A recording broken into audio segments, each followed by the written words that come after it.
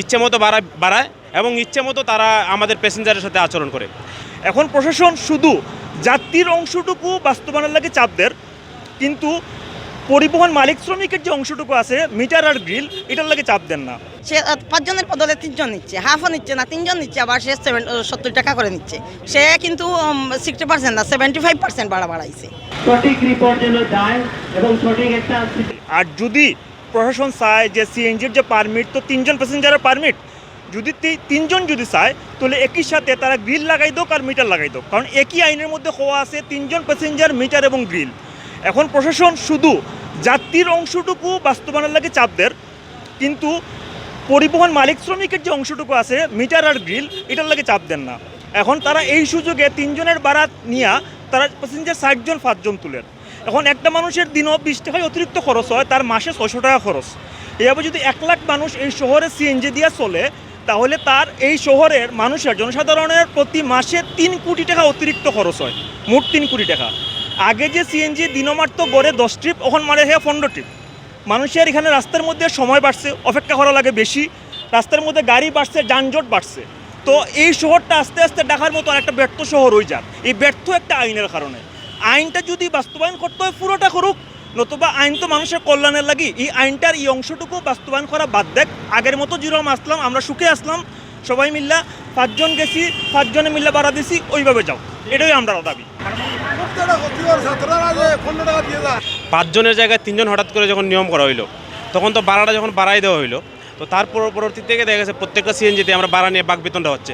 প্রতিনিয়তই দেখছি যে আমরা এটার শিকার হচ্ছি। এমনকি আমরা দেখছি যে গত 20 সালের কোনো একদিন আমাদের মওদুদ আহমেদ, 20শে ফেব্রুয়ারি মওদুদ আহমেদ নামে এক ব্যাংকার, আমার এক বন্ধু, তাকে আপনার সিএনজি ড্রাইভাররা মেরে ফেলছে। তারপর থেকে আমরা যাত্রী অধিকার পরিষদ গঠন করছিলাম আমাদের এই সিলেট শহরে। আমরা ভাড়া বৃদ্ধির প্রতিবাদে অন্যান্য বিষয়গুলো নিয়ে আমরা আন্দোলন করে আসছি। হ্যাঁ, এটাই মূলত কারণ হলো সিএনজি ভাড়া তারা তাদের ইচ্ছে মতো বাড়ায় এবং ইচ্ছে মতো তারা আমাদের প্যাসেঞ্জারের সাথে আচরণ করে। আমি এর একটা সমাধান চাই আর কি, যে সমাধানটা হলো আপনার মূলত আমি মনে করি যে এই শহরে গণপরিবহন নাই। একটা বিশাল সিটি, সেখানে একটা গণপরিবহনের ব্যবস্থা নাই। আমরা ইন্টারসিটি বাস সার্ভিস চালু করতে হইব। ইন্টারসিটি বাস সার্ভিস চালু করলে যে সুবিধাগুলো হইব, এই সুবিধাগুলো মূলত আমরা দেখি যে 2 টাকা পার কিলোতে আমরা চলতে পারি। যদি আমি উদাহরণস্বরূপ ধরি যে আমরা বন্দর থেকে মদিনা মার্কেটে আমরা 5 কিলোমিটার আমার সর্বোচ্চ ভাড়া 10 টাকা হওয়ার কথা, কিন্তু সেখানে আমরা নিচ্ছি 25 টাকা। আমরা বলতেছি যে সিএনজি একটা আপনার ছোটো যান, যার জন্য দেখা গেছে এটা প্রাইভেট লিমিটেড গাড়ি। তো আমরা এই নগরের যে আমরা সাধারণ নাগরিক সেবা হিসেবে আমরা কি একটা বাস সার্ভিস পেতে পারি না? আমরা কত বছর পরে একটা সিটি কর্পোরেশন হওয়ার পরেও একটা বাস সার্ভিস, পূর্ণাঙ্গ বাস সার্ভিস আমরা পাইতেছি না। এটাই আমাদের মেন সমস্যা। আমরা যদি বাস সার্ভিসটা পেয়ে যাই, তাহলে আমরা সিএনজির অনুগ্রহ, সিএনজির যে এই সমস্যাগুলো নিয়ে আমরা আলোচনা করতে হয় না। আমরা বাস সার্ভিস অতি দ্রুত চালু চাই, এবং যদি আমাদের সিএনজি দিয়ে এই নগর সার্ভিস দিতে হয়, তাহলে অবশ্যই আমাদের 5 জন নিয়ে চালুর ব্যবস্থা করতে হইব। আর হ্যাঁ, 3 জন নিলে আমরা সরকার এবং প্রশাসনের যে নিয়মগুলো আছে, যে সামনে গ্রিল দিতে হবে, এই নিয়মগুলো অবশ্যই চালু করতে হবে। শুধুমাত্র প্যাসেঞ্জারকে আমরা মনে করি যে চুষকের মতো চুষে নেওয়া হইব, এটা না করে সার্বিক একটা যে নিয়ম আছে, এই নিয়মগুলো মেনে চলতে হবে। অবস্থান করার জন্য ভাড়া বাড়ানোর তো তাদের যৌক্তিকতা তো হচ্ছে যে আমরা 5 জন প্যাসেঞ্জার নিতাম আগে, এখন 3 জন প্যাসেঞ্জার নেই। কিন্তু ওই যে এটা বললাম যে করোনার সময় যেখানে প্রধানমন্ত্রী বলে দিয়েছিলেন যে বাসগুলো অর্ধেক প্যাসেঞ্জার নেবে এবং 2 প্যাসেঞ্জারের 2 সিটে 60% ভাড়া বাড়াবে প্রতি প্যাসেঞ্জারে। তখন হয় কি, মনে করেন 100 টাকা ভাড়া হলে 2 সিটে হবে 200 টাকা। সেখানে কিন্তু একজন প্যাসেঞ্জার নিচ্ছে 2 সিটের বদলে, 2 জনের বদলে 1 জন নিচ্ছে, এবং সে 160 টাকা নিচ্ছে। তখন বাস মালিকরা কিন্তু স্যাক্রিফাইস করছে। কিন্তু সিএনজি ড্রাইভাররা করছে কি, সে 5 জনের বদলে 3 জন নিচ্ছে, হাফও নিচ্ছে না, 3 জন নিচ্ছে, আবার সে 70 টাকা করে নিচ্ছে, 40 টাকার জায়গায় 70 টাকা নিচ্ছে। সে কিন্তু 60% না 75% ভাড়া বাড়াইছে। হিসাব করে আমি দেখছি তখনই তারা 75% ভাড়া বাড়াইছে। তখনকার তাদের যুক্তি হচ্ছে যে আমরা যেহেতু প্যাসেঞ্জার কম নিচ্ছি, আমাদের তো একটু বেশি নিতে হবে ভাড়া, সেটা মানলাম। এখন একটু বেশি নেবে, এখন দেখা যায় তারা প্যাসেঞ্জার ফুল নিচ্ছে, অথচ ভাড়া এটা জনগণের উপরেও রীতিমতো অত্যাচার হচ্ছে। আর আমাদের যদিও বুঝছি আমরা একটু কম বেশি ভাড়া নিলেও, যখন আমরা একটু রিল্যাক্স করে যাই, 3 জন করে গেলে বুঝলাম যে না হয় আমি একটু বেশি বাড়াই দিচ্ছি, আমি রিল্যাক্স করে যাচ্ছি। 3 জন নিলে হয়তো আমরা মহিলা 2 জন পিছনে বসলে, না হয় 1 জন সামনে বসলেও একটু ফ্রি হয়ে বসতে পারি। সেখানে আমি সেই চাপাচাপি করে যাচ্ছি, আবার আমি ভাড়া দিচ্ছি 3 জনের। আমরা সচেতন নাগরিক সিলেটের প্রশাসনের উপরে আমাদের আস্থা আছে এবং শ্রদ্ধা আছে।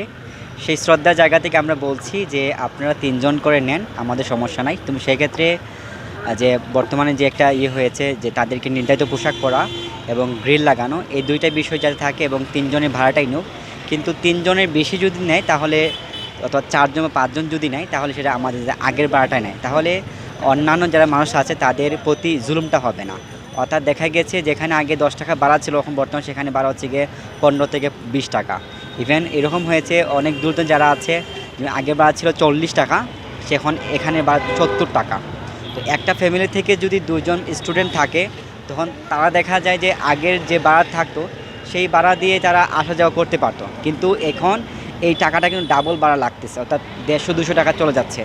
এখন একজন নিম্নবিত্ত মানুষের আয় হচ্ছে গিয়ে 500 টাকা বা 600 টাকা, এর বেশি কিন্তু না। তাহলে তার যদি শুধুমাত্র ওই ভাড়ার পিছনে যদি চলে যায় সব টাকা, তাহলে সে এই অন্যান্য যে তার যে ব্যয়ভার সেগুলো কীভাবে সে বহন করবে। সেহেতু আমরা চাচ্ছি যে যদি 3 জন থাকে তাহলে আমাদের জন্য গ্রিল এবং মিটার বা তাদের নির্ধারিত পোশাকটা পরা হয়, এবং 3 জনের বেশি নিলে তাহলে আমাদের সাবেক বাড়ি ফিরে যেতে চাই আমরা। করোনাকালীন সময়ের পরবর্তী যে অবস্থান, সিলেটর সবচেয়ে বড় জঘন্যতম অবস্থান হইল সিএনজি ভাড়া। এখানে কোনো সময় তারা 3 জন নেয়, কোনো সময় তারা 5 জন নেয়, এর কোনো নির্দিষ্ট নাই। এক সময় মনে করেন বন্দর থেকে আপনি মেডিকেল যাইতা, এক সময় 30 টাকা, কোনো সময় 50 টাকাও ভাড়া হয়ে যায়। এই জিনিসটা লইয়া আমরা সাধারণ যারা যাত্রী প্রতিবাদ করলাম। আজকে একটা মানববন্ধন কর্মসূচি এই মুহূর্তে আমরা শুরু করবো। আমরা প্রথম দাবি হইল ওই 5 জন নৌকা আপনারা সাবেক ভাড়ায় চলৌকা, নতুবা 3 জন নৌকা। 3 জন নিলে করোনাকালীন সময়ে যে 60% বৃদ্ধি পাইছিল ভাড়াটা, এই ভাড়াটা আপনারা চলমান রাখৌকা। অযথা মানুষে হয়রানি না করাটার লাগি ধন্যবাদ জানাইরাম। আমরা আসলে যে সমস্যাগুলো ফেস করতেছি, প্রথমত বলতে চাই আমরা যে ড্রাইভারদের অহেতুক ভাড়া চাওয়ার যে বিষয়টা, এটা আসলে আমাদের বোধগম্য হচ্ছে না। বাংলাদেশ সরকার কর্তৃক যখন কোভিড-19-এর প্রকোপ বেড়ে গিয়েছিল, তখন সামাজিক দূরত্ব বজায় রাখার জন্য একটা নির্দেশনা বা প্রজ্ঞাপন জারি করা হয়েছিল। তখন দেখা গেছে প্রশাসনিকভাবে এই নিউজটা প্রচারণার মাধ্যমে সিএনজি চালক বা মালিক সমিতি তারা নির্ধারণ করেছে যে তারা 3 জন নিবে, ঠিক আছে, ভাড়া বৃদ্ধি করার জন্য তারা ভাড়া বৃদ্ধি করে নিচ্ছে। প্রশাসন থেকে প্রজ্ঞাপন জারি করা হয়েছিল আর একটা বিষয়, সেটা হচ্ছে গ্রিল লাগানোর বিষয়। সিএনজি ড্রাইভাররা সেই মতের পক্ষে তারা অমত ঘোষণা করে এবং তারা হরতাল বা অবরোধও ঘোষণা করেছিল। তখন আমরা দেখতে পেয়েছিলাম যে তারা গ্রিল লাগাবে না, তারা 3 জন করে ভাড়া নেবে। 3 জন থেকে তারা 60% ভাড়া বৃদ্ধি করে নিচ্ছে। এখন আমাদের যে দাবিটা হচ্ছে, ওনারা যে অহেতুক যে 60% করে নিচ্ছেন, সেই হিসাবে নিক সমস্যা নাই, তবে আগের মতো নিলে 3 জন করে নিতে হবে, গ্রিল লাগাতে হবে। আর 5 জন নিলে আমরা সাবেক ভাড়ায় আমরা কী করব, আমরা সাবেক ভাড়ায় ফিরে যেতে চাই। আমরা প্রশাসনের কোনো ঊর্ধ্বে নই।